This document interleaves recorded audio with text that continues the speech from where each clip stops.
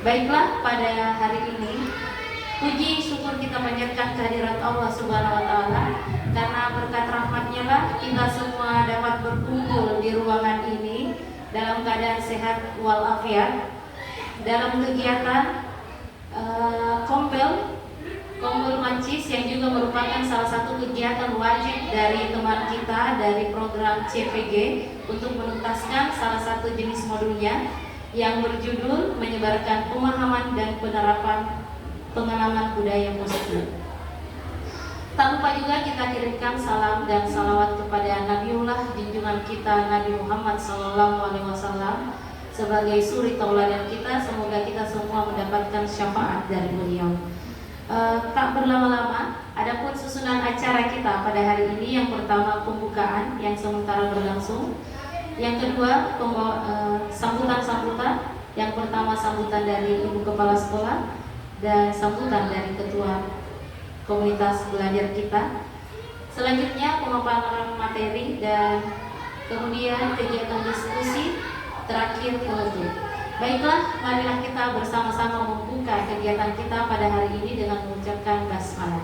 Bismillahirrahmanirrahim. Baik, kita melangkah ke acara yang kedua, yaitu sambutan-sambutan. Yang pertama sambutan dari Ibu Kepala Sekolah kita, Ibu Agustina Katindo. Kepada beliau saya persilakan.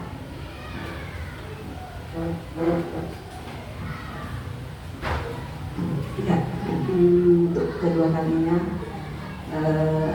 saya mengucapkan lagi Assalamualaikum warahmatullahi wabarakatuh. Selamat siang, salam sejahtera buat kita semua. Yang saya hormati Bapak Ibu Ketua Kombel Majlis, Ibu Nursanti SPD. Yang saya hormati dan saya banggakan Ibu Bapak Guru dan Ibu Guru SDI Prasmaci di Sombala. Puji syukur patut kita panjatkan kehadirat Tuhan Yang Maha Kuasa, oleh karena perkenannya sehingga pada siang hari ini kita boleh berkumpul di tempat yang berbahagia ini dalam rangka satu kegiatan kita, yaitu kegiatan Kombel yang dirangkai dengan kegiatan dari CGP Ibu Nurahma SPD. Saya mengatakan kemarin bahwa sekaligus jadi satu kegiatan tetapi dua manfaat atau dua peruntukannya, ya, untuk mengefisienkan waktu dan tenaga, pikiran dan semuanya. Saya berterima kasih atas kesediaan Bapak Guru dan Ibu Guru untuk bisa menghadiri kegiatan ini, karena ini juga adalah mungkin kegiatan yang pertama kalinya ya kita adakan, walaupun itu sekolah-sekolah lain, kombel-kombel yang lain sudah jauh terbang ya, tapi kita baru memulai juga hari ini. Tapi kita bersyukur bahwa kita boleh melaksanakan hari ini. Itu semua karena Allah yang mengizinkannya. Jadi untuk mengawali kegiatan komunitas belajar kita hari ini, saya berharap bukan sekedar pertemuan, tetapi kita berharap ada sesuatu yang bisa kita petik, kita bisa ambil dari kegiatan kita pada hari ini. Dan semoga kedepannya Kombel kita bisa lebih dimaksimalkan lagi keaktifannya. Dan itu juga tidak lepas dari kebersamaan kita, ya, kerjasama dari kita semua, warga sekolah yang ada di lingkungan sekolah ini. Jadi mungkin tidak banyak yang ingin saya sampaikan di sambutan saya. Kita berharap sekali lagi ke depan Kombel kita dimaksimalkan lagi. Demikian barangkali yang saya sampaikan. Selamat mengikuti. Assalamualaikum warahmatullahi wabarakatuh.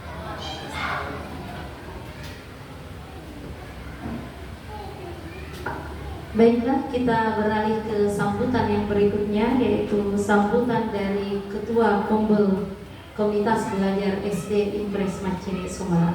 Kepada Ibu Nur Santi SPD saya persilakan.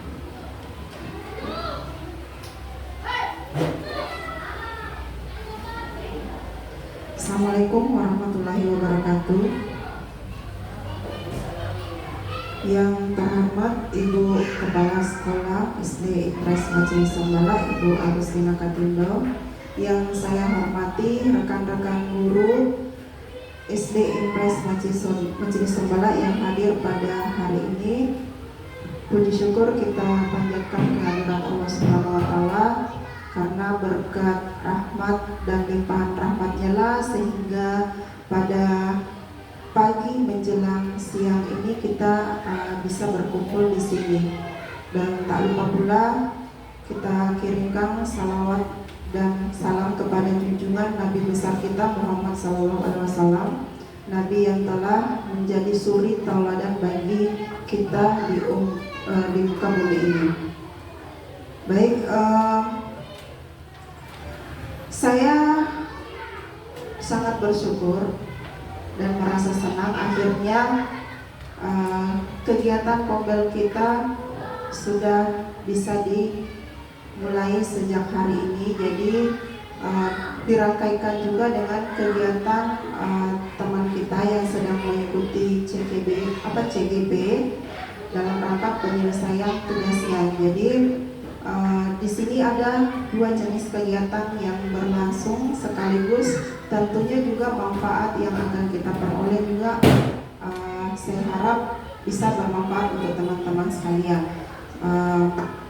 Saya juga merasa bersyukur karena memang sudah sejak lama saya selalu berpikir kapan ini kita mulai Kombel kita, dan alhamdulillah pada hari ini itu kita bisa mulai. Dan harapan saya ke depannya semoga kegiatan-kegiatan seperti ini tidak hanya berlangsung hari ini saja, tetapi berkelanjutan. Jadi mungkin kita bisa sharing sesama teman, kalaupun kita tidak bisa mengundang pemateri-pemateri dari luar. Saya yakin teman-teman kita di sini semua memiliki kompetennya masing-masing. Jadi itu kita bisa berbagi, saling belajar di sini, berbagi ilmu sehingga ke depan sekolah kita juga mengalami peningkatan dalam hal-hal terutama dalam berkaitan dengan pembelajaran di sekolah.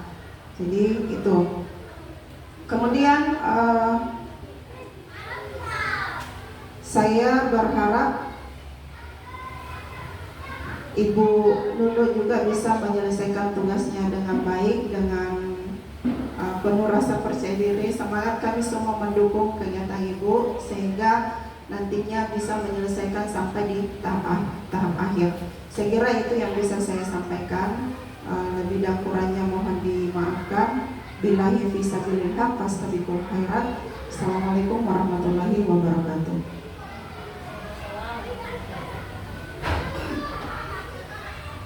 Selanjutnya kita akan memasuki acara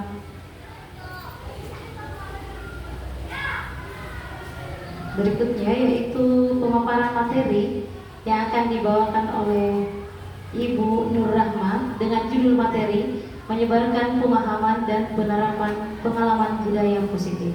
Kepada Ibu Nur Rahma saya persilakan.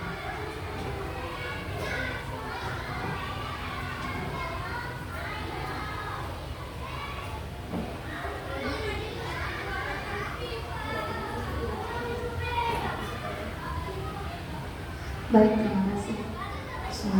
Assalamualaikum warahmatullahi wabarakatuh. sebelumnya saya berterima kasih kepada teman-teman Bapak Ibu Guru, Ibu Kepala Sekolah, semuanya, Ibu Nur Santi sebagai selaku ketua dari komunitas belajar Macis yang sudah bersedia hadir di tempat ini. Jadi sebenarnya kegiatan kita di sini adalah yang pertama itu tentang proses dari tugas saya, pembelajaran saya di CGP Angkatan 10 yang wajib dilaksanakan untuk melangkah ke tahap berikutnya, ke modul selanjutnya. Nah, di sini saya sewaktu minta izin kepada kepala sekolah, kita langsung berdiskusi bagaimana kalau dimasukkan sekaligus ke kegiatan kompel kita agar bisa berjalan. Nah, langsung saja dengan melihat waktu di sini saya mengangkat materi dari modul 1.4 yang akan saya jadikan sebagai praktik baik saya, yaitu menyebarkan pemahaman dan penerapan pengalaman budaya positif. Jadi ini ada hubungannya dengan visi kemarin yang sempat saya buat waktu minggu lalu ya, itu sempat dipertanyakan bagaimana caranya nanti agar anak-anak ini betul-betul bisa mengembangkan karakter dari 5 profil pelajar Pancasila. Apakah cuma di sekolah atau yang kita seperti yang kita inginkan bahwa mereka bisa mengembangkannya di luar, terbawa sampai keluar. Ya, kita berusaha, namanya manusia, kita tetap berusaha. Di sini ada prosesnya, ada tahapannya dari budaya positif itu sendiri. Semoga kalau sudah kita terapkan, kita jalankan, anak-anak kita bukan hanya di sekolah saja karena takut sama gurunya, tapi bisa sampai terbawa sampai mereka masuk ke jenjang yang berikutnya.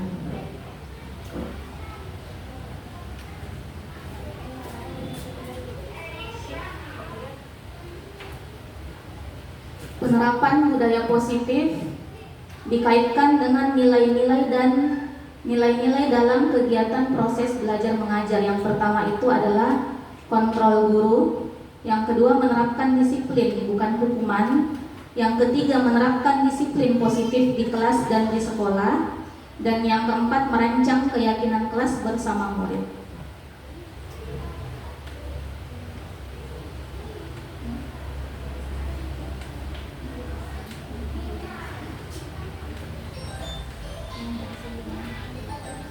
Baik, di sini disiplin positif sendiri adalah mengacu pada disiplin diri yang memiliki tanggung jawab terhadap apa yang dilakukan berdasarkan nilai-nilai yang mereka yakini. Disiplin positif merupakan salah satu cara penerapan disiplin yang bertujuan untuk menumbuhkan kesadaran serta memberdayakan peserta didik tanpa imbalan, penghargaan, ancaman ataupun hukuman. Nah, jadi biasanya kita di sini kan termasuk saya lah, dulu pemahaman kita kalau kita mau menertibkan peserta didik kita itu dengan mungkin salah satunya memberikan mereka penghargaan. Misalnya, ya nanti kalau kita bersih-bersih, kelompok 1 bersih, kita akan memberi, ibu guru akan berikan bintang. Nah, itu salah satu penghargaan. Pada saat gurunya tidak ada di kelas, maka anak-anak ini merasa yang membersihkan deh kan nanti tidak ada juga ibu, tidak dapat jadi juga bintang dan nanti jadi ibu. Nah, mereka akan berpikir seperti itu. Makanya di sini di budaya positif kita berusaha membuat anak ini menjadi tanggung jawab dan berpikir untuk pengembangan dirinya sendiri, tidak mengacu kepada apa yang diberikan penghargaan pada gurunya ataupun tidak takut hanya karena takut hukuman dan lain sebagainya. Nanti akan dibahas di slide berikutnya. Nah, di sini sebagai pendidik, tujuan kita adalah menciptakan peserta didik yang memiliki disiplin diri sehingga mereka berperilaku mengacu kepada nilai-nilai kebajikan universal dan memiliki motivasi intrinsik dalam perubahan perilaku ke arah yang lebih baik.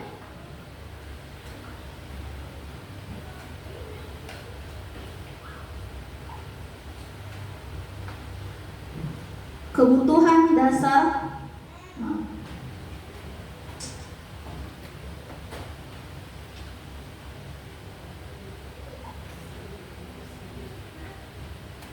dasar manusia adalah segala sesuatu yang kita lakukan untuk mendapatkan apa yang kita inginkan. Seluruh tindakan yang kita lakukan memiliki tujuan tertentu dan semua usaha terbaik yang kita lakukan adalah dalam rangka agar kebutuhan dasar kita terpenuhi dengan baik. Jadi di sini berhubungan lagi budaya positif tadi, nilai-nilainya dengan kebutuhan dasar dari manusia.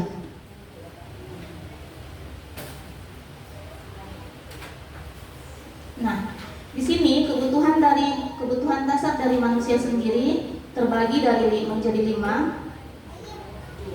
Yang pertama bertahan hidup, yaitu makanan, pakaian, tempat tinggal, keamanan, dan kesehatan. Kebutuhan dasar manusia yang kedua yaitu kasih sayang dan rasa diterima atau rasa dicintai, yaitu rasa diterima, dipedulikan, kerjasama, menjadi bagian dalam kelompok. Yang berikutnya ada penguasaan, yaitu harga diri, keinginan untuk dianggap, memimpin, berprestasi, diakui, dan didengar. Dan kebutuhan dasar manusia yang terakhir adalah kebebasan. Kebebasan sendiri adalah mandiri, memiliki pilihan, mencoba hal baru, mampu mengendalikan arah dirinya. Dan yang terakhir adalah kesenangan bermain. Kesenangan bermain di sini seperti humoris, sering tertawa, dan sering berbuat canda dengan temannya.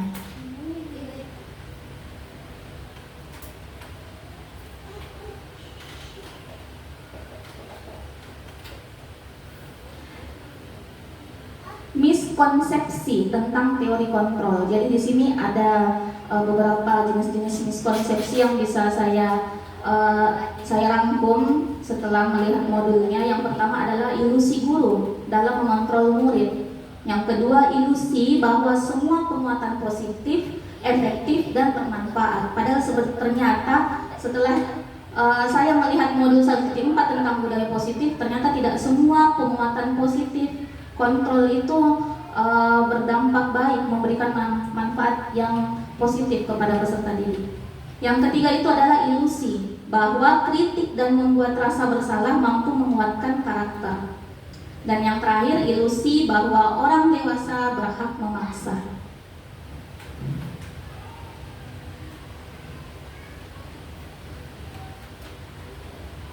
Di sini ada 3 jenis dari yang biasa kita berikan kepada anak, yaitu ada hukuman, konsekuensi, dan restitusi.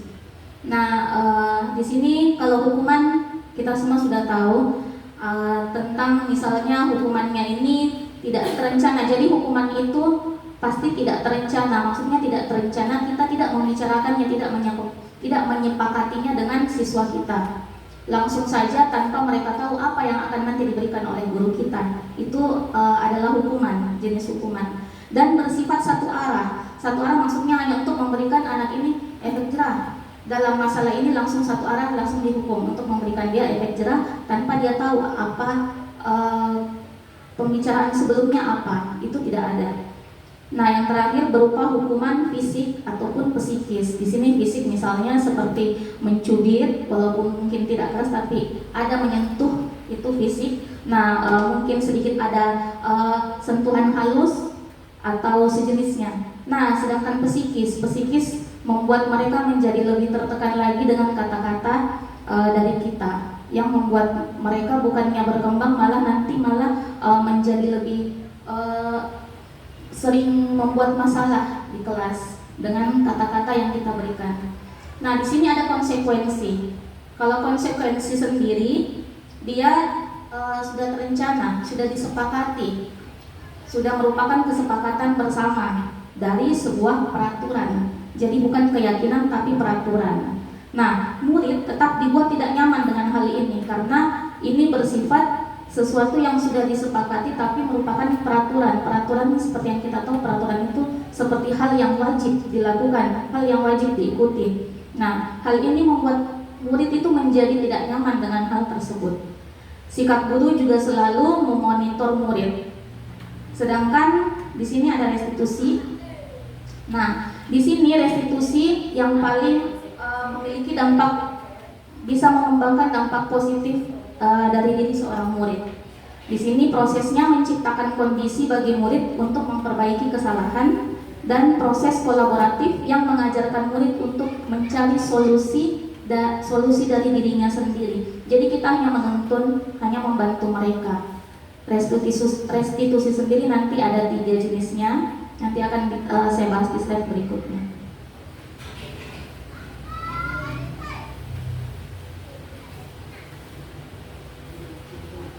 5 posisi kontrol. Di sini ada 5 posisi kontrol. Yang pertama penghukum, yang kedua pembuat rasa bersalah, ketiga teman, keempat pemantau, dan kelima manajer. Jadi tadi seperti yang sempat saya katakan waktu di awal bahwa kita di budaya positif ternyata tidak semua hal-hal itu poin-poinnya dapat menjadikan anak didik kita menjadi mandiri dan bertanggung jawab. Salah satunya adalah di penghukum. Nah, penghukum ini dari 5 posisi kontrol ada yang pertama penghukum. Seperti tadi yang sempat saya jelaskan juga, cara kita dengan cara menghukum mungkin menggunakan fisik ataupun dengan kata-kata. Yang kedua, pembuat rasa bersalah. Nah, kalau tadi penghukum, nada suara kita lebih tinggi. Kita, kamu bikin, kenapa tidak kerja PR-mu? Aku bikin tadi malam. Nah, itu seperti penghukum. Sedangkan kalau pembuat rasa bersalah, kita lebih memelas kepada anak. Kenapa Ki begitu nak? Dia tak enaknya ibu, pentingnya ibu kasih tahu Ki apa yang harus kita bikin. Ada tugas tak, kenapa Ki masih tak kerja? Akhirnya anak ini merasa bersalah. Karena merasa bersalah, dia menjadi tertekan untuk melakukan sesuatu, bukan karena dari dirinya sendiri, hanya dari rasa bersalahnya. Dan yang ketiga itu teman. Nah, di sini ada juga sebagai teman. Kita mungkin meyakini kalau kita akrab, berteman baik seperti sahabat dengan murid kita bisa mengontrol. Iya, itu benar. Tapi dampaknya ke peserta didik kita akan lebih susah nantinya untuk mengontrol mereka, karena mereka berpikir, ibu paling nanti dia bilang enggak apa-apa sih. Jadi misalnya kalau kita seperti teman ada murid kita yang membuat masalah, paling kita bilang, kenapa kita ikuti aturan padahal ada nih keyakinan kelas, tapi sudah nih, jangan ulangi lagi besok nah. Nah, itu kita seperti berteman dengan mereka, padahal sebenarnya kita membuat mereka menjadi merasa, oh tak apa Ji, tak marah Ji ibu. Akhirnya apapun yang mereka lakukan di kelas, mereka akan berpikir pada saatnya nanti gurunya tidak akan marah, tidak ada masalah. Dan yang keempat adalah pemantau.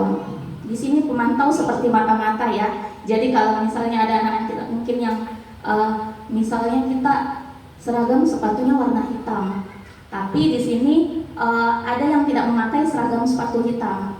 Nah, tugas pemantau di sini mereka seperti memata-matai, melihat, mengintai. Oh, itu sepatu warna hitam, tidak sesuai aturan, besok harus diganti. Konsekuensinya karena hari ini pakai sepatu tidak pakai sepatu hitam, buka sepatumu seharian di sekolah tidak memakai sepatu. Nah, itu sikap pemantau yang seperti itu juga membuat anak-anak menjadi tidak percaya diri pada akhirnya. Mereka akan tinggal di kelas karena keluar tidak menggunakan sepatu. Nah, sedangkan memang ada aturan, akhirnya teman-temannya akan mengetahui, oh melanggar ini sampai tidak pakai sepatu biar keluar di lapangan. Nah, posisi kontrol yang kelima itu ada manajer. Di sini kita bertindak sebagai manajer. Jadi di antara posisi kontrol yang lain, yang paling terbaik di sini adalah manajer. Di manajer ini kita bisa di saatnya menjadi teman, kita juga bisa di saatnya menjadi pemantau. Nah, di manajer ini kita berusaha merangkul peserta didik kita dengan bahasa yang lebih lembut, tetapi tidak juga menjadi teman pada saat itu. Kita mengarahkan mereka dengan mencari tahu apa salahnya mereka, kenapa mereka berbuat seperti itu. Nah, kita berbicara dengan mereka tapi dengan tata cara bukan sebagai guru juga, bukan sebagai penghukum juga. Kita berbicara bersama mereka lebih tenang, lebih dekat, jadi mereka bisa lebih enak menjawabnya saat itu. Sedangkan di posisi manajer nanti ada di sini yang akan saya bahas lagi di slide berikutnya.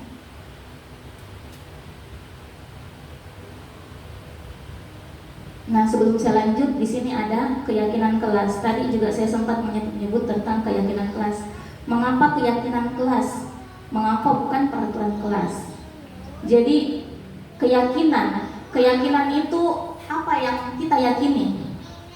apa yang saya yakini, apa yang diyakini oleh kita dan peserta didik kita. Kita membuat suatu kesepakatan yang akhirnya menjadi keyakinan kita bersama yang dituliskan oleh para peserta didik kita yang nantinya akan dikumpul, misalnya permintaan mereka sama, itu akan dijadikan satu dalam satu poin. Akhirnya menjadilah keyakinan bersama. Jika kita menjadikan keyakinan, maka peserta didik kita juga ini akan lebih mengikuti aturan, karena kan itu maunya mereka, apa yang mereka yakini dari diri mereka, apa yang mereka yakini dari dalam kelas mereka, bukan dari aturan yang sudah kita buatkan dan harus mereka patuhi.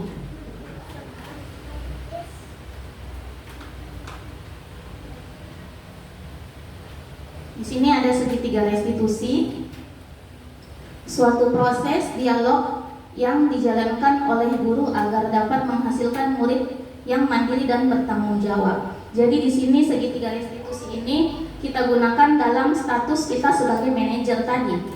Nah, segitiga restitusi sendiri yang pertama adalah menstabilkan identitas. Seperti yang tadi sempat saya katakan, kita panggil anak peserta didik kita yang mungkin ada masalah di kelas. Nah, kita panggil, kita rangkul mereka, kita bicara, kita dekatkan diri kita, bukan berhadapan sebagai guru dan murid, tapi kita menstabilkan identitas kita, berbicara yang santai dengan mereka. Setelah itu barulah kita memvalidasi dari tindakan yang salah. Kita bertanya, apa tadi yang kita lakukan, nak? Setelah itu ditanya lagi, betulkah? Pada saat itu mereka akan sadar, salah yang saya lakukan tadi ini.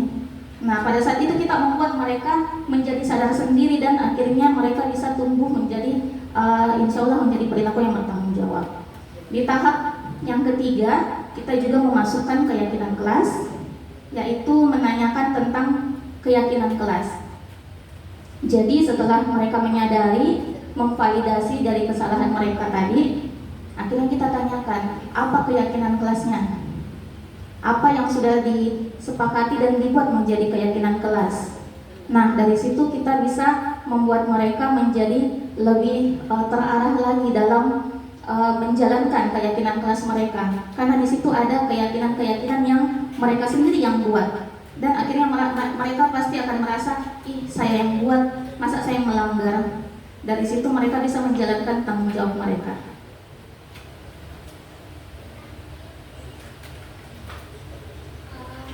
Nah, sebelum saya lanjut ke video ini, di sini saya ada sedikit memperlihatkan keyakinan kelas yang sudah saya perbaharui lagi. Jadi saya pun di kelas sudah 3 kali membuat keyakinan kelas, jadi tidak pernah ditempel secara permanen karena sudah 3 kali merubah. Keyakinan kelas merupakan sesuatu yang dapat diterapkan di lingkungan kelas. Pembuatan keyakinan kelas melibatkan seluruh warga melalui kegiatan curah pendapat. Keyakinan kelas pun ditinjau kembali dari waktu ke waktu. Jadi kalau keyakinan kelas tidak seperti peraturan yang sepertinya monoton langsung dipasang seperti itu, tapi kalau keyakinan kelas kita bisa merombaknya, memperbaikinya lagi. Kunci membuat keyakinan kelas sendiri adalah mengedepankan kolaborasi antar peserta didik dengan guru, memberi kebebasan tentang semua aspek, diantaranya harapan, nilai-nilai positif, rasa aman, kerjasama, dan tanggung jawab, dan fokus pada pengembangan budaya positif.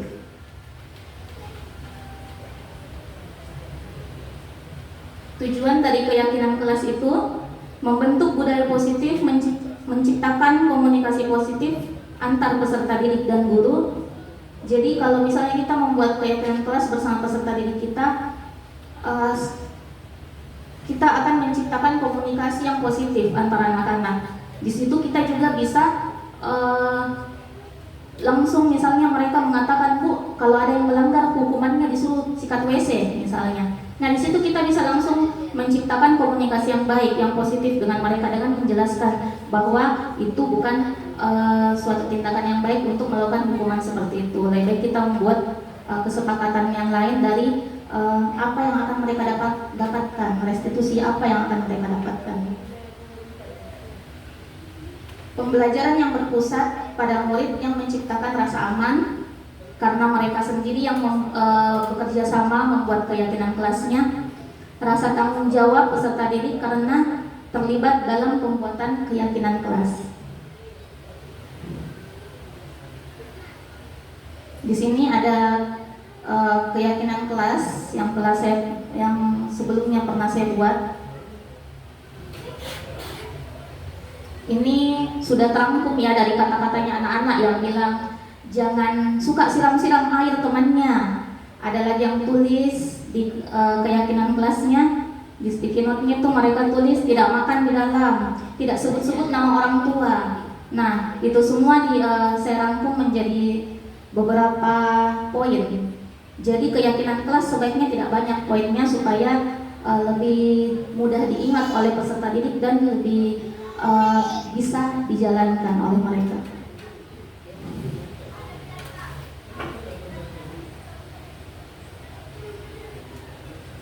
Baik, saya lanjut ke tahap berikutnya. Di sini ada contoh yang juga merupakan kegiatan tugas dari modul terakhir saya 1.4. Ini contoh restitusi yang saya lakukan pada kasus pertama.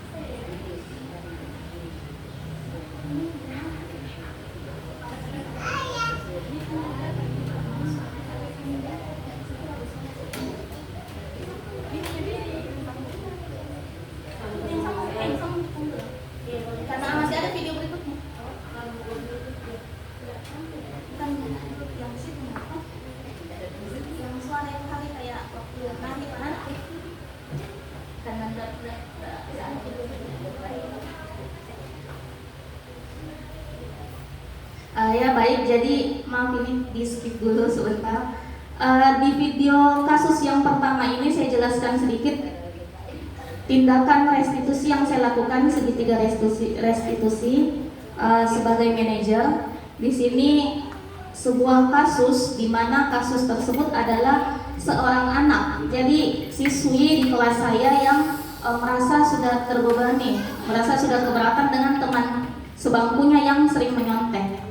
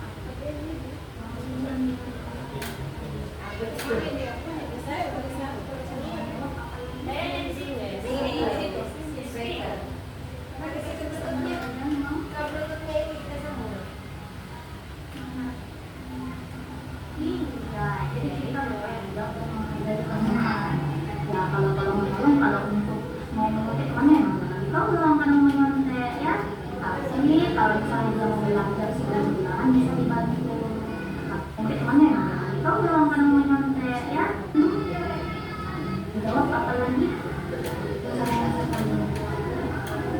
Jadi kalau sampai, nah memang di sini tindak persilangan. Dipanggil ke sini, siapa anak dipanggil ke sini? Tadi ibu sempat lihat di kelas sama bertemu dia. Itu kenapa? Dia belajar dia sendiri kenapa? Mengambilnya pada saat apa itu? Dia mengambil, dia wajar kalau saya marah. Ibu juga pasti bakal marah kalau ada namanya ibu selalu dan yang berpasangan. Terus apa yang kita lakukan tadi sama teman-teman waktu marah? Sama pukul meja, pasti saya juga pukul meja karena marah. Ada alasannya. Kenapa tidak sampai pukul meja begitu? Tidak diberitahu baik-baik.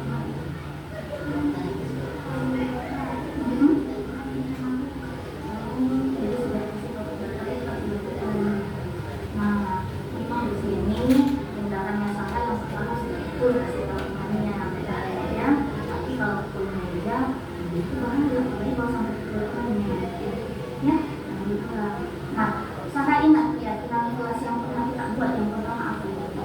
Yang berhubungan dengan masalah ini. Tanggung jawab apa lagi? Saling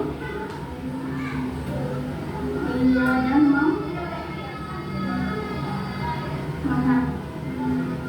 iya, jadi kita bertanggung jawab dan mempelajari kelemahan. Ya kalau menolong, kalau untuk mau menyontek mana ya? Kita ulang menyontek ya. Tapi kalau misalnya dia mau belajar sebelum jalan bisa dibantu. Kalau misalnya menyontek kegiatan belajar sih bisa dibantu. Sebenarnya jangan langsung marah. Tapi itu media ya. Jadi saya mau jalankan kegiatan kelasnya supaya bisa lebih baik, bisa jadi panutan teman-teman kalau kita bisa mengajar teman-teman tidak seperti itu. Oke, kita sepakat ya.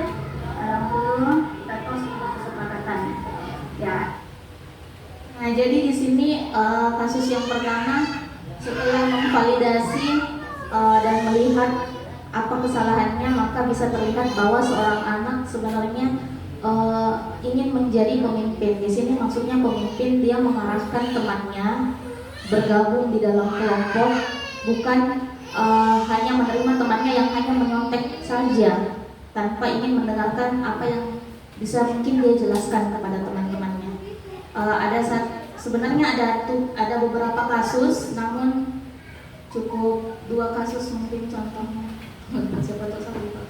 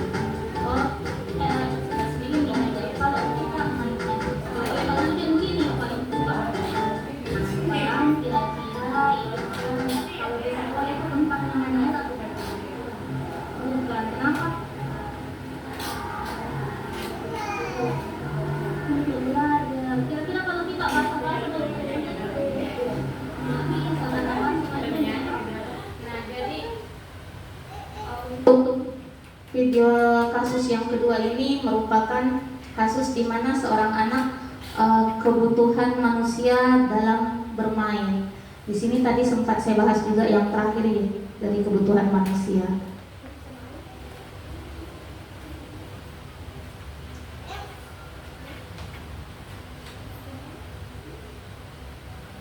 Iya, terima kasih.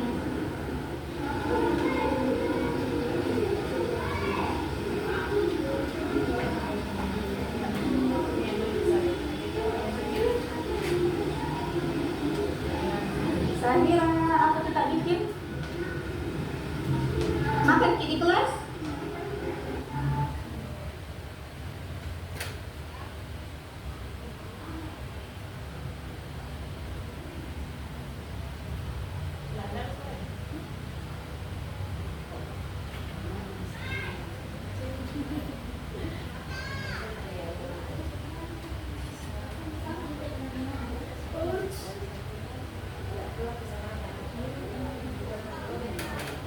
Nah, jadi di kasus yang terakhir ini adalah seorang anak yang kebutuhan yang pertama tadi, yang kebutuhan Bu Intan sudah tahu yang makan.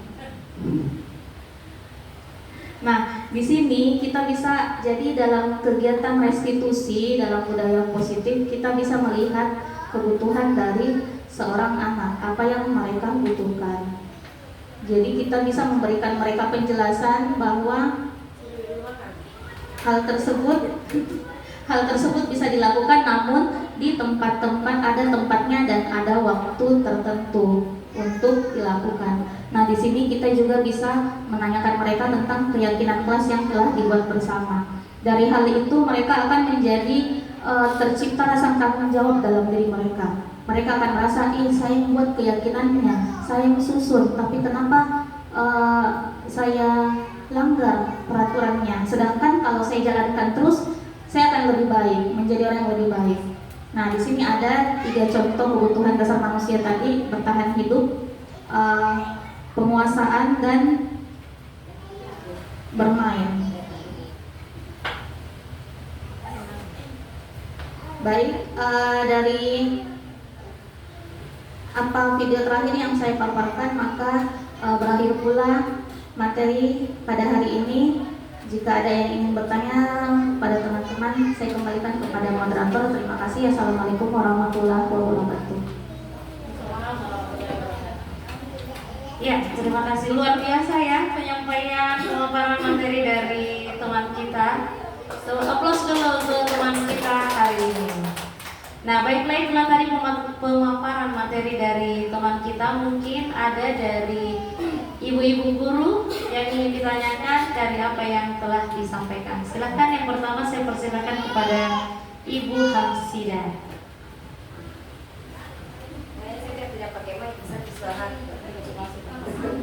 Oke, terima kasih banyak. Assalamualaikum warahmatullahi wabarakatuh.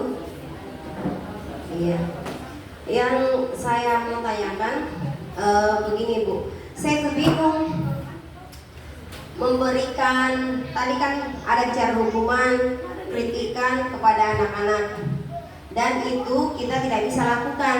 Suara besar, dihukum, tidak bisa dilakukan.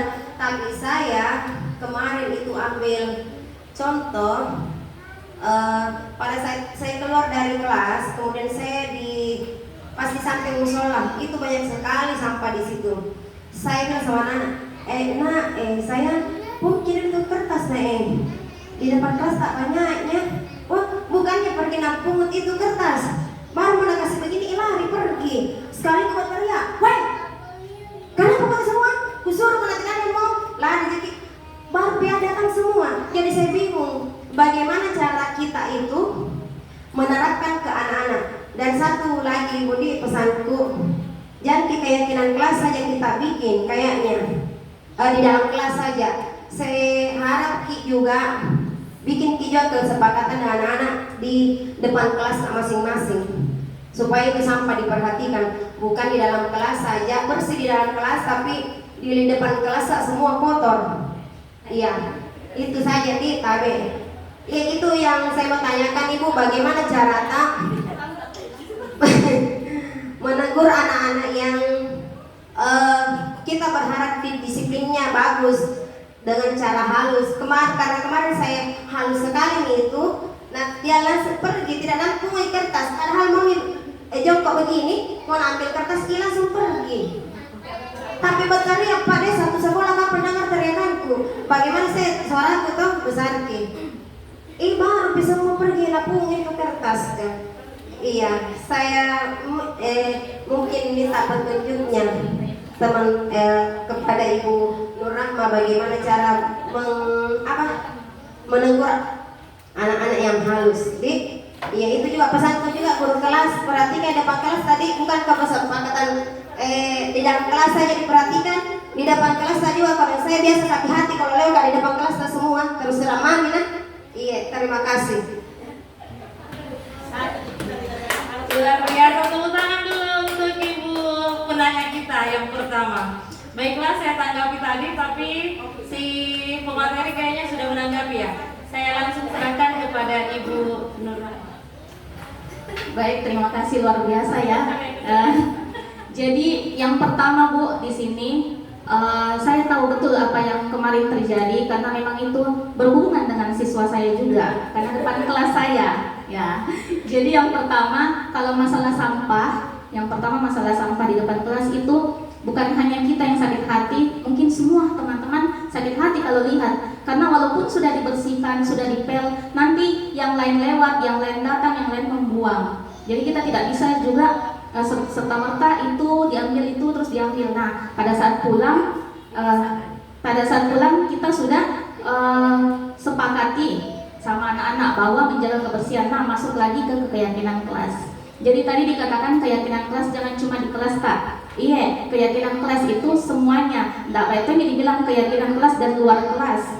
Jadi di dalam keyakinan kelas tadi sudah ada menjaga kebersihan. Nah, di situ rasa tanggung jawab sudah masuk juga.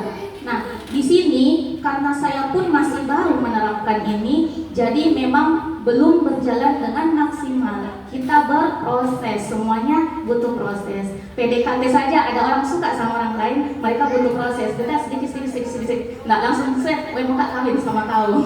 Tapi kita sedikit. Nah, di sini saya pun baru menjalankannya karena memang modul 1.4 juga baru selesai. Saya baru masuk di modul 2.1. Jadi saya juga baru selesai tes kemarin 2 hari yang lalu. Nah, karena baru selesai tes, saya juga baru menerapkan ini dan baru memahami, oh begini, oh kita harus seperti ini. Walaupun saya pun masih sangat belajar dengan tahapan-tahapan ini. Sedangkan untuk keyakinan kelas dibuat di situ kita membuat tanggung jawab, anak-anak diajar membuat tanggung jawab. Kita juga sepakati untuk menjaga kebersihan. Nah, jadi saat mereka pulang mereka ambil sampahnya di dalam laci buang. Nah, untuk masalah di luar mungkin itu keteledoran memang anak-anak. Ya yang saya katakan tadi kita masih membutuhkan proses. Jadi itu masih proses.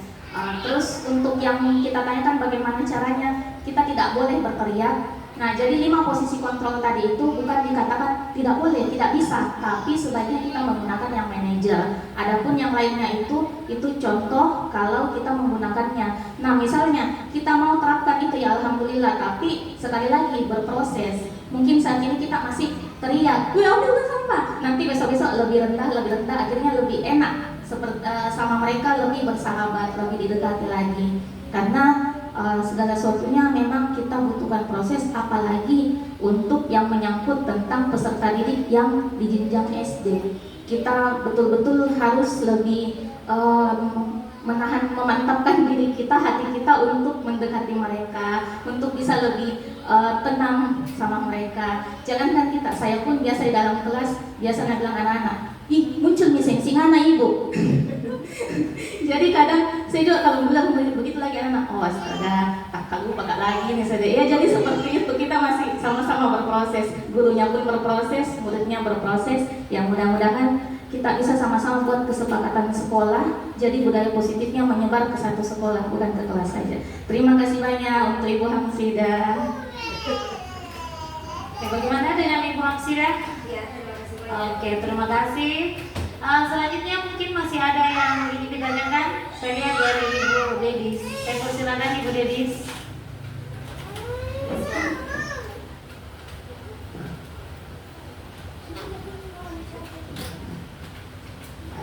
Assalamualaikum warahmatullahi wabarakatuh.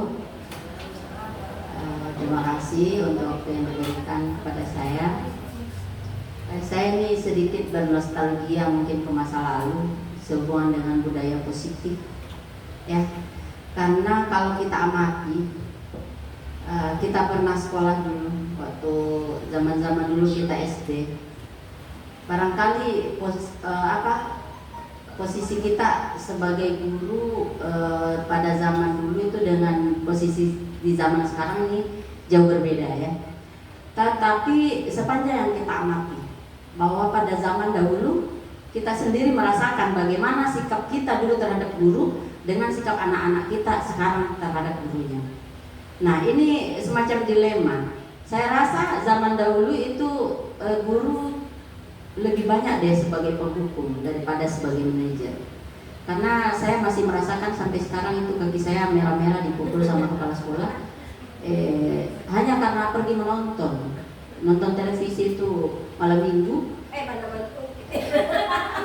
Bayangkan yang ditonton itu cuma film chip loh, yang itu yang bukan film-film yang bagaimana, tapi itu kita dilarang menonton. Yang dibolehkan kita menonton zaman itu hanya acara Dunia Dalam Berita jam 9.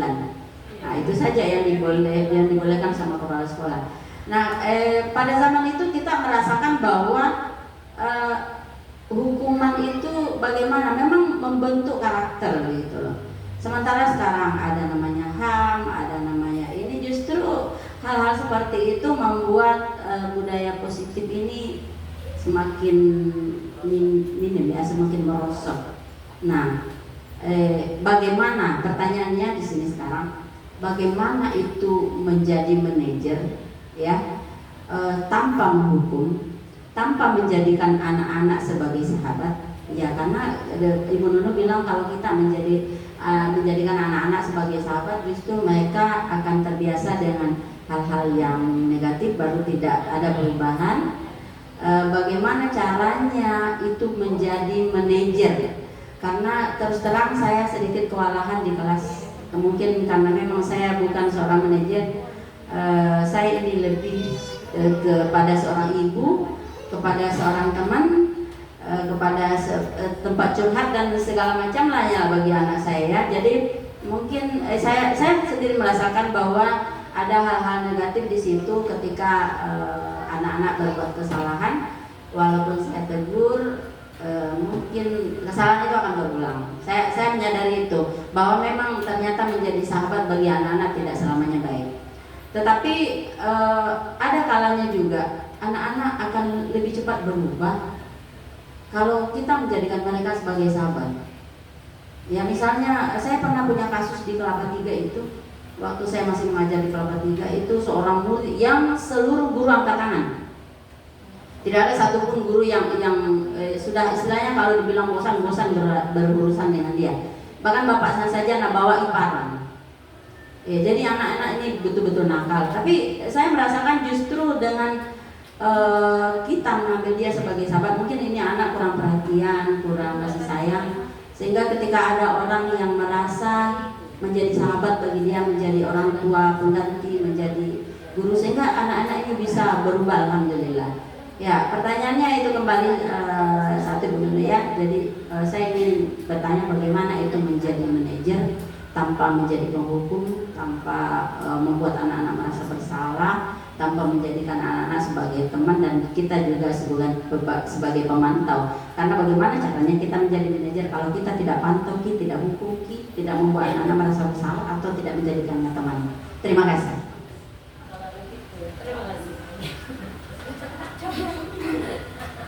Terima kasih untuk Ibu Denis Riswanti.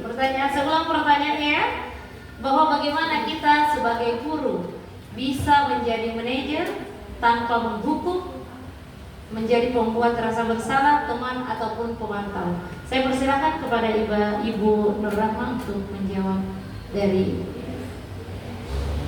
Baik, terima kasih atas pertanyaannya. Tadi saya ingin sedikit menanggapi saja bahwa ya memang dulu kita juga zaman dulu saya pun masih dapat guru itu malah sebagai posisi penghukum di situ. Kadang juga sebagai pembuat rasa bersalah. Nah, tapi kita masih lebih patuh dibanding anak-anak yang sekarang. Itu kembali lagi pada pembahasan saya sebelumnya tentang kodratnya, kodrat zaman dan kodrat alamnya. Jadi dulu zamannya juga kita beda dengan zaman mereka sekarang, di mana sudah semakin berkembang iptek, sudah semakin ada handphonenya, ada apanya. Itu contoh-contoh yang mereka lihat, salah satunya ada di dalam handphone mereka yang mereka genggam, jadi di genggaman mereka. Itulah bedanya mereka dengan kita, yang seperti dulu waktu untuk nonton saja kita dilarang. Sama seperti saya dulu nontonnya cuma TVRI. Saya orang Bugis, musiknya itu TVRI kalau jam 7 malam. Ayahku jadikan lagu pada lawan matindro, nah suruh maki pergi tidur semua. Jadi memang kita tidak tahu nonton dan tidak ada genggaman tontonan di tangan kita. Jadi biar kita di kamar ya memang kita tidur bukan menonton. Beda sama anak-anak yang sekarang, kodrat zamannya sudah berubah. Jadi caranya mungkin pemerintah memberikan cara seperti ini karena melihat dari kodrat zaman mereka dan kodrat alamnya juga bagaimana yang berbeda-beda. Mereka lahir dengan di tahun 2000-an, di tahun 2024, 2012 mereka lahir. Beda dengan kita yang di tahun sebelum-sebelumnya. Itu kodrat alam yang mereka bawa dari lahir, kemudian terpengaruh lagi dengan zamannya mereka. Ya, sekarang di sini bagaimana seorang guru menjadi manajer bagi seorang muridnya. Nah, tadi sempat kita bilang Ibu Nunu bilang Ibu Nunu bilang sebagai manajer. Jadi bukan saya yang bilang, saya cuma memaparkan apa yang ada di dalam buku, di dalam modul yang saya temukan ini. Nah, di sini di dalam praktik baik saya, sesuai dengan apa pemahaman yang telah saya dapatkan, ternyata kita sebagai manajer masih bisa lebih baik dibanding menjadi teman. Ternyata malah sangat tidak disarankan, di buku itu ada saya baca, sangat tidak disarankan menjadi teman. Kenapa? Karena di sini anak-anak akan menjadi lebih istilahnya kalau kita kata tuai, lebih kurang ajar lah, lebih tidak mau mendengar lagi perkataan orang lain nanti, hanya gurunya saja yang didengarkan. Untung kalau hanya gurunya. Kalau nanti kedepannya malah dia juga jadi tidak sopan sama kita karena merasa akrab, merasa dekat, akhirnya kita sendiri yang kewalahan. Nah, untuk menjadi seorang manajer tadi sudah saya berikan contoh filmnya, contoh kasus yang saya lakukan. Jadi di situ saya pun baru berusaha. Saya juga berusaha. Saya tidak menyatakan kalau saya sudah menjalankan dan 100% jadi, tidak. Saya berproses. Nah, proses yang saya lakukan di kelas dengan kasus yang saya buat sama, yaitu berusaha menjadi manajer, mendekati siswa kita dengan menerapkan segitiga restitusi. Yang pertama kita menanyakan, kita menstabilkan, mengakrabkan diri, menstabilkan. Di situ saatnya kita menjadi teman. Nah, setelah kita menjadi teman, barulah kita menjadi pemantau. Di situ kita memvalidasi. Kita validasi kesalahan mereka itu apa. Di sini apa yang mereka sudah lakukan. Dan setelah itu kita kembali menguatkannya menjadi manajer. Nah, di sini kita membantu mereka, mengarahkan mereka untuk mencari kesalahan mereka dan berusaha memperbaiki diri mereka dari keyakinan kelas yang sudah dibuat sebelumnya. Terima kasih. Gimana Ibu Dedis? Ya, mungkin masih ada tanggapan atau pertanyaan dari ibu-ibu guru yang lain karena bapak-bapak gurunya sudah pergi sholat Jumat ya. Bisa sedikit Mengingati hari Jumat. saya banyak. Ya, silakan Ibu Hamsidah.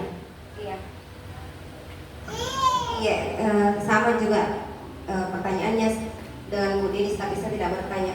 Mungkin kita sebagai guru di kelas itu menanggapi, mungkin juga kita ya di kelas bingung juga mau jadi manajer, mau jadi teman, karena ada juga anak-anak yang saya bisa simpulkan, kita mungkin bisa melihat anak tersebut, kebutuhan anak tersebut pada saat bermasalah. Apakah kita bisa menjadi manajer untuk dia, atau kita bisa menjadi teman untuk dia, Bu Dedis? Iya, atau jadi jangan, karena tidak bisa dihukum. Jadi kita memilih mungkin melihat muridnya, kebutuhannya. Oh ini Iraja, Haidar, oh harus seperti ini hadapi. Ini Bu Santi harus seperti ini hadapi. Bu Mega, oh jadi manajer mungkin kalau saya lihat Ibu Mega seperti itu, mungkin tambahannya Bu Dedis. Iya, kita lihat-lihat anaknya, kebutuhan anak tersebut. Iya, karena kalau dibilang tidak bisa jadi teman saya, Ibu, terserang ada muridku kalau jadi tidak dikasih teman, tak mendengari. Jadi harus disapu-sapu, kepalanya itu khawatir, itu usil, itu muridku satu itu. Jadi harus disapu-sapu kepalanya, dibujuk-bujuk baru nah dengar ki. Kalau tidak bikin ulah di kelas tidak jelas, jadi tidak bisa tuh bilang tidak bisa jadi teman jangan jadi teman anak-anak, karena memang ada hal-hal yang kita bisa jadi temannya anak-anak di kelas, tapi tidak terlalu melewati batas, tak juga di iya seperti itu. Sedikit tambahannya. Assalamualaikum warahmatullahi wabarakatuh. Sudah untuk teman-teman kita. Ya, mungkin ada lagi dari si pemateri, mungkin silahkan. Ya, jadi sekali lagi di sini 5 posisi kontrol. Jadi kita tidak dituntut untuk menjadi manajer saja. 5 posisi kontrol ini semuanya bergabung menjadi satu, masuk di dalam manajer. Nah, untuk menerapkan manajer ada segitiga restitusi. Di dalam segitiga restitusi kita bisa menerapkan tadi yang saya katakan yang pada saat saya bersama anak-anak tadi di video, contohnya bersama Haidar, itu saya pertamanya kita membuat menjadi seperti teman. Jadi tadi seperti yang sempat saya jelaskan juga di pertanyaan Ibu Dewi Sriswanti, kita di situ mengambil posisi kontrol teman. Namun tidak semua teman langsung kita mengalihkan lagi ke posisi kontrol pemantau. Setelah pemantau untuk memvalidasi kesalahannya, barulah kita masuk ke manage. Di sini kita memanage anak-anak, memanajeri mereka, apa sih yang harus mereka lakukan dari kesalahannya tadi. Terus ada keyakinan kelas, apakah harus diabaikan saja atau lebih baik dijalankan. Apa yang akan membuat mereka menjadi orang yang baik kalau menjalankannya, atau malah menjadi lebih buruk lagi di luar itu. Jadi saya tidak mengatakan posisi kontrol ini tidak bisa digunakan, namun kita merangkumnya menjadi satu kegiatan dan pada akhirnya kita menjadi manajer. Manajer itu maksudnya kita merangkum semua ini dari penghukum, pembuat rasa bersalah, namun teman dan pemantau lebih baik digunakan saat kita menjadi manajer, seperti itu. Terima kasih. Terima kasih. Ya, ada tambahan lagi dari Ibu Kepala Sekolah kita. Silakan Ibu. Terima kasih untuk moderator yang memberikan saya kesempatan. Setelah kita mengamati dari awal tadi materi sampai masuk di diskusi, setelah selesai juga pemaparan tadi dari narasumber, mungkin saya sebagai kepala sekolah mau bertanya, apakah semua kelas yang sudah kurikulum merdeka sudah melaksanakan yang namanya kesepakatan kelas? Ya, sempat kemarin saya masuk observasi itu, sempat ada saya tanyakan, saya cari juga apa sudah buat kesepakatan kelas yang itu yang ada kaitannya dengan disiplin positif, apa sudah dilaksanakan di setiap kelas. Tapi ya kemarin itu ya ada yang sudah berbuat tapi belum maksimal. Intinya di sini Bapak Ibu, bukan cuman yang kurikulum merdeka tetapi yang K13 juga itu ya sebenarnya sudah melaksanakan dari sebelum-sebelumnya, tapi itu mungkin itu istilahnya peraturan kelas, dan yang lebih besar lagi, lebih luas lagi peraturan sekolah itu tentu ada. Tapi setelah kita belajar mengenai disiplin positif ini, itu sebenarnya startnya dari peraturan atau tata tertib, cuman berbeda. Tata tertib itu kan dibuat sepihak, sementara kesepakatan kelas itu yang namanya kesepakatan berarti disepakati semua murid di dalam kelas, guru dan anak-anak, dan jauh lebih efektif hasil yang kesepakatan kelas dalam menegakkan kedisiplinan dibandingkan tata tertib. atau peraturan yang dibuat di sekolah. Saya mengimbau, mungkin selama ini Bapak Ibu sudah laksanakan. Saya juga bersyukur Ibu Nur Rahma mengangkat materi ini untuk menjadikan pembelajaran buat kita semua, untuk kita lebih aktif ke depannya di dalam, karena pembelajaran apapun yang kita laksanakan tanpa ada disiplin positif itu tidak akan tercapai, ya. Jadi Bapak Ibu, saya bersyukur materi ini diangkat dan jangan sekedar contohnya pemateri tadi sekedar menggugurkan kewajibannya bahwa ini materi saya, ini modul saya. Ini tujuannya kita artinya akan gombel terus dipaparkan ini supaya itu mengimbas kepada teman-teman yang lain, supaya kita terapkan di kelas kita masing-masing. Jadi dan satu yang saya garis bawahi di sini Bapak Ibu tentang kesepakatan kelas itu, yang pertama itu harus kerjasama dengan semua pihak, semua guru, antar guru kelas, guru mata pelajaran, kemudian tenaga kependidikan yang ada di sekolah, kepala sekolah, itu harus sama-sama bergerak. Kalau hanya satu-satu, mungkin guru kelas saja, itu tidak akan tercapai hasil yang maksimal. Nah, itu pertama, bahwa kita harus sepakati bersama dan kita harus kompak untuk melaksanakan yang namanya kedisiplinan itu, disiplin positif. Dan yang kedua, harus rutin, berkesinambungan, terus-menerus kita laksanakan. Seperti tadi Ibu Nur Rahma mengatakan bahwa kesepakatan itu tidak dipajang di kelas karena selalu berubah-ubah sesuai dengan kesepakatan, sesuai dengan situasi dan kondisi kelas. Selalu berubah-ubah, ya tidak apa-apa. Tapi alangkah bagusnya kalau itu dipajang di kelas. Ya, walaupun itu selalu diganti, ya nanti diganti lagi. Tidak menjadi masalah sebenarnya kalau selalu diganti-ganti. Pentingnya kenapa harus dipajang, supaya itu menjadi pengingat buat anak-anak kita bahwa oh, kita sepakati ini poin pertama tadi, oh kita tidak boleh seperti ini. Jadi itu sebagai pengingat buat anak-anak kita di dalam kelas. Nah, kemudian lagi kalau misalnya anak itu pindah lagi ke kelas yang lain, nah jangan berhenti lagi di kelas atas. Nah, gurunya di atas itu melanjutkan lagi itu, ya.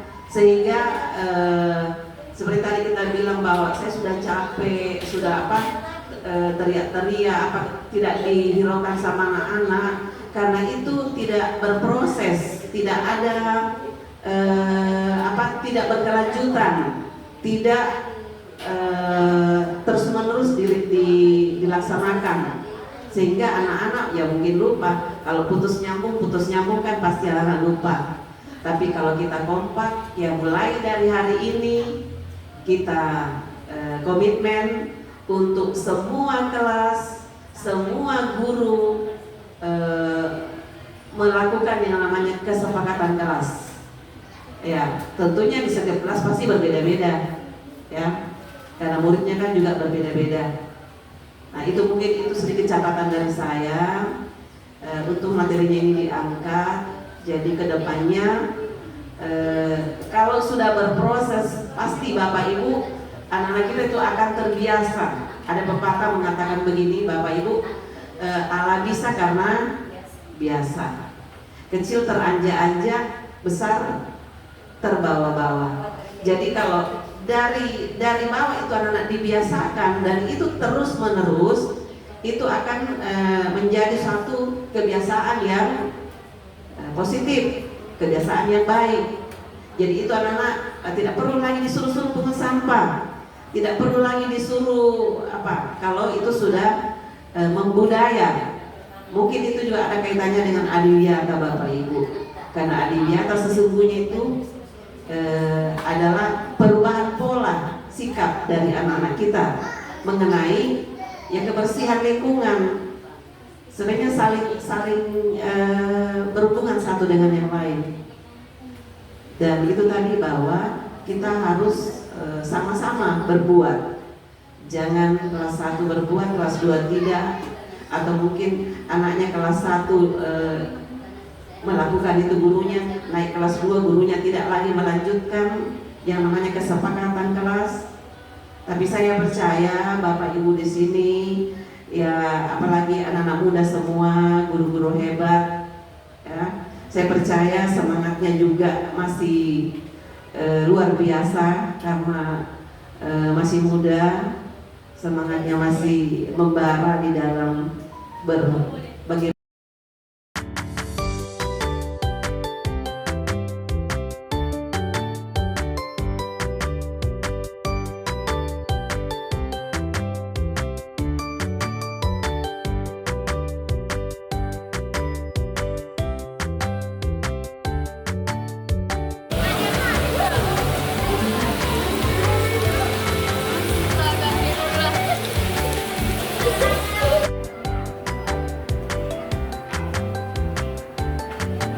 Nah Haidar, kita tahu kenapa ibu panggil ke sini? Karena main air kita sama siapa? Teman-teman tak, kenapa kita main air? Kita main air tadi karena tertengkar ki, atau memang lagi main-main? Lagi main-main. Oh, karena lagi main-main. Nah, sekarang ibu tanya, begini Haidar, kalau kita main-main air, semua juga orang suka main air. Ibu juga suka main air. Apalagi kalau hujan begini, paling suka main-main air. Tapi main air ada waktunya, ada tempatnya. Nah, sekarang kira-kira ibu mau tanya, kalau di sekolah itu tempatnya main air atau bukan? Bukan. Kenapa? Untuk belajar. Kira-kira kalau kita basah-basah baju tak bisa belajar atau tidak? Nggak bisa karena basah bajunya kan? Iya. Jadi bagaimana cara tak bisa kita perbaiki itu sikap tak supaya nggak main air lagi? Tidak mengulang lagi. Kita ingat keyakinan kelasnya. Haidar ingat keyakinan kelasnya Haidar yang dibuat tadi. Yang pertama apa itu? Ya, apa lagi? Yang berhubungan dengan main air tak ini? Apa tadi keyakinan kelas yang dibuat?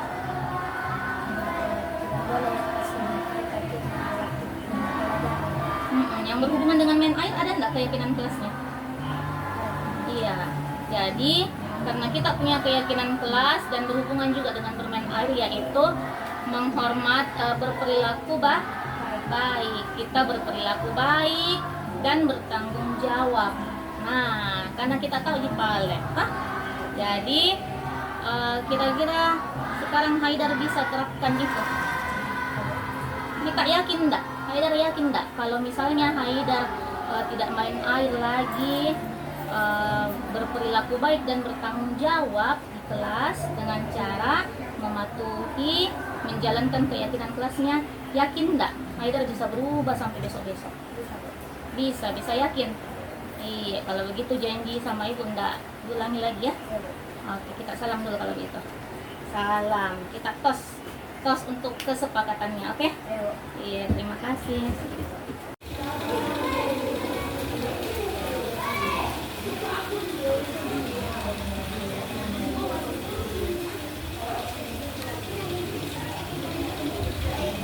Sahira, apa kita bikin?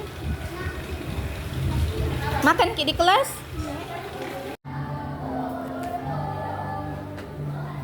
Assalamualaikum, Nak Sahira. Kita tahu je nak kenapa ibu panggil ki ke sini? Iya, kenapa? Karena makan di dalam kelas. Sahira, kenapa Sahira makan di dalam kelas ya? Kenapa ki makan dalam kelas? Karena masih lapar. Karena masih lapar. Kenapa Sahira lapar? Tadi tidak sempat makan karena terlambat. Tidak sempat makan karena terlambat. Sahira ibu juga kalau tidak sempat makan karena terlambat lapar. Makanya kita sarapan di rumah sebelum pergi ke sekolah ya. Nah, kalau kita sarapan di rumah walaupun hanya sedikit, itu pasti kita akan bisa berpikir dan perutnya bisa tahan, tidak lapar lagi ya. Nah, makan itu ada waktunya, ada saatnya.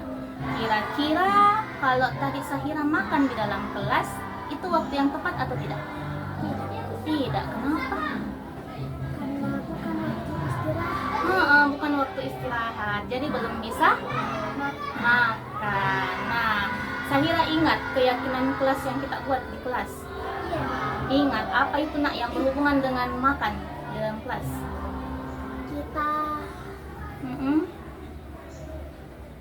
Kita apa? Kita harus Bersikap baik, baik. jujur dan Iya. bertanggung jawab. Iya, baik, jujur dan bertanggung jawab. Itu Sahira tahu keyakinan kelasnya, tapi dilanggar, tidak diikuti, tidak dijalankan. Nah, tadi waktu ibu guru dapat Sahira makan di dalam kelas, Sahira jujur atau tidak? Jujur, karena begitu ditanya, Sahira makan, Sahira bilang iya makan. Nah, berarti keyakinan kelasnya ada yang dijalankan, ada yang tidak. Nah, begini Sahira, jadi sekarang Sahira mau jalankan keyakinan kelasnya.